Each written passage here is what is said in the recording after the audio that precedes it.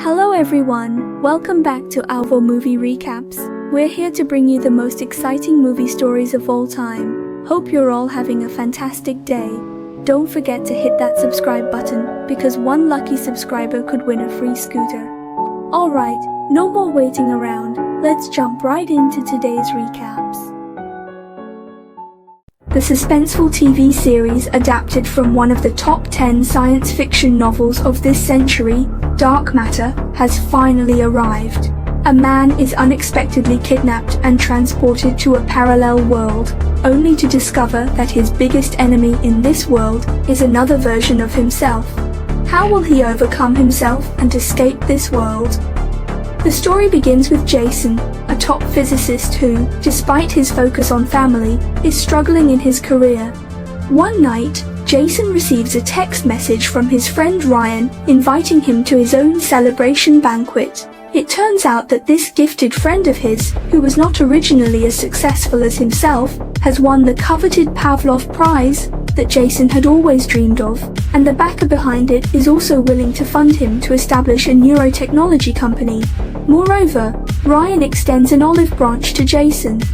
Although Jason is tempted, accepting this job would mean moving to SF and being away from his family. After some internal struggle, Jason refuses. On his way back, it suddenly starts raining heavily. A homeless man on the roadside asks for some change, but just as Jason takes out his wallet, a masked man rushes out and not only steals his phone and wallet, but also forces him into a car. The man seems to know a lot about Jason and, picking up Jason's phone, asks for the password. Without waiting for an answer, the thief insists the password is Jason's father's birthday spelled backwards. Is that right? That's right. Soon, the thief brings Jason to an abandoned factory, takes off his wedding ring, forces him to undress, and then injects him with a mysterious liquid. Quickly, Jason's consciousness begins to blur. In a daze, the thief opens a metal box and whispers something profound into Jason's ear before leaving. You can have everything that you misspelled on. I'm sorry, but I'm doing this for us. Both of us. By the way, if you enjoy our movie recaps, we're currently hosting a giveaway for our audience. We're excited to announce that a brand new scooter awaits one lucky subscriber. Don't miss out. Subscribe and follow us to stay tuned for more updates. The scene shifts as Jason finally wakes up, the pain reminding him that all of this is not a dream. Just then, the door is pushed open, and a strange woman walks in, embracing the bewildered Jason. The woman's name is Amanda, but Jason doesn't recognize her at all. Amanda seems to have anticipated this, so she leads Jason to the next room. The man in front of them is named Layton, whom Jason vaguely remembers. Then Amanda opens a camera, preparing to record the experiment log. And Jason Desson, our Chief Science Officer and co-founder. What? Welcome back. Layton tells Jason that he is the only person to have come back from this experiment, and he has been missing for a whole 14 months. Jason's emotions start to crumble. Seeing this, Layton gives up questioning and prepares to settle Jason down. However, Jason, who is determined to see his family, takes advantage of the moment and runs out. Without an ID badge though, he can't get out of the door.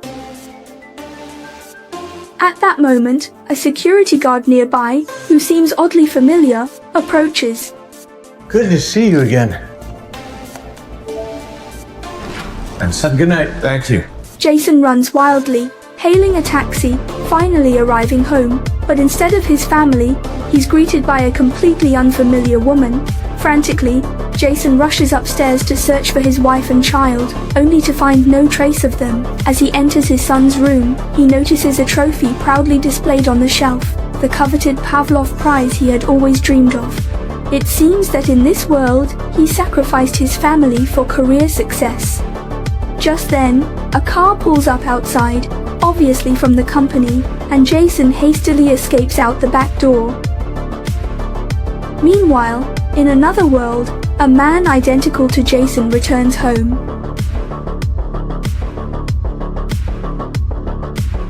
Surprisingly, this man has had his identity swapped with that of his parallel self. Even his original wife has become someone else. Unaware of the truth, Jason suspects that there might be something wrong with his own mind. So, he goes to the hospital, where after a thorough examination, no abnormalities are found. However, during an independent examination, a psychoactive substance is discovered, likely injected during his kidnapping. Jason takes the doctor's tablet and searches for his wife's name. That's when he discovers that in this world his wife hasn't given up on art and is currently holding an art exhibition. Jason, anxious, can't bear to stay at the hospital any longer. However, as he leaves, there's someone from the Layton group finding him in the hospital. Soon, Jason arrives at Daniela's art exhibition, where many of the paintings on the wall depict his own image. It seems that in this world, Daniela still has a strong connection with him. In the next moment, Jason spots Daniela in the crowd, and they embrace tightly. Anxiously, Jason asks her about their son, Charlie. However, Daniela looks confused. Another friend, Ryan, also arrives, noticeably heavier than Jason remembers. Yet, both are concerned about why Jason disappeared completely over the past year. Unable to provide answers, Jason confides in them about the truth. Ryan, however, feels like Jason is deceiving them. Fortunately, Daniela, considering their long-standing relationship, chooses to shelter Jason and help him in his quest to uncover the truth. And so, Jason will officially begin his search for answers. The next day, Jason called Amanda, telling her he was about to be sent to a mental hospital.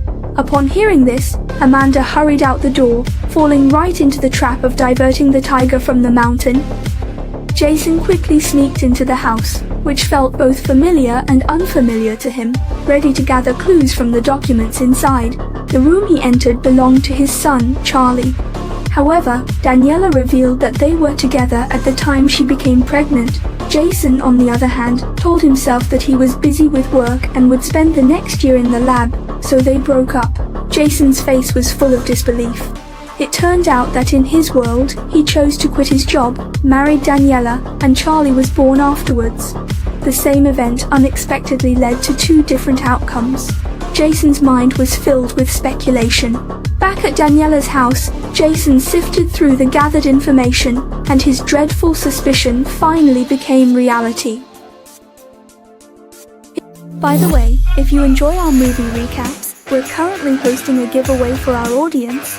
We're excited to announce that a brand new scooter awaits one lucky subscriber. Don't miss out. Subscribe and follow us to stay tuned for more updates. It turned out that the Jason of this world had completed the research he had left unfinished years ago. He brought Schrodinger's box into reality.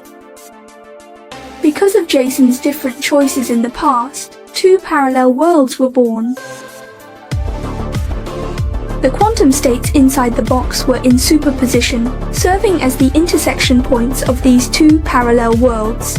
And the person who kidnapped him was likely his alternate self who made a different choice. He and I are the same person all those years ago, right up until the moment that you got pregnant. Then we split up into our own separate universes.